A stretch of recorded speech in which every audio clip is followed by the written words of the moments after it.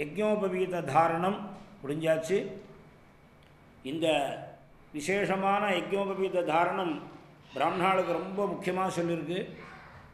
ஏன் இதை கண்டிப்பாக பூணல் மாற்றிக்கணுமா, இந்த மாதிரி மகாசங்கல்பம் பண்ணணுமானா, ஒரு மனுஷியனாகப்பட்டவன் பாபத்தை பண்ணப்படாது, பொய் சொல்லப்படாது. இந்த காலத்தில் யாருமே அப்படி இருக்க முடியாது. அதுவும் பிராமணாளில் விசேஷமாக இப்படியெல்லாம் தான் இருக்கணும்னு 40 சம்ஸ்காரங்கள்லாம் நமக்கு சொல்லி இப்படியெல்லாம் இருக்கணும்னு விதிச்சிருக்கு. காலதேசத்தினால அதெல்லாத்தையும் நம்ம மீறி சில தவறுகள்லாம் பண்ணுறோம். அந்த தவறுகள்லாம் பண்ணினாலும் பண்ணாட்டாலும், தெரிஞ்சாலும் தெரியாட்டாலும், வருஷத்துக்கு ஒரு தடவை அந்த காலத்தில் எல்லாரும் கிராமங்களில் காவேரி கரைகளையோ அல்லது பெரிய ஒரு சமூக கூடத்துலேயோ அல்லது கோவில்கள்லையோ எல்லாருமா போய் எல்லாருமா சேர்ந்து உட்காந்து மகாசங்கல்பம் பண்ணுவா.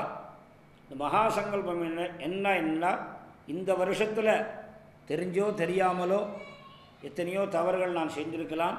கிருமி கீட்ட வதாதீனம், எறும்பு முதல் கொண்டு எந்த கிருமிகளையும் நான் வதம் பண்ணியிருக்கலாம்.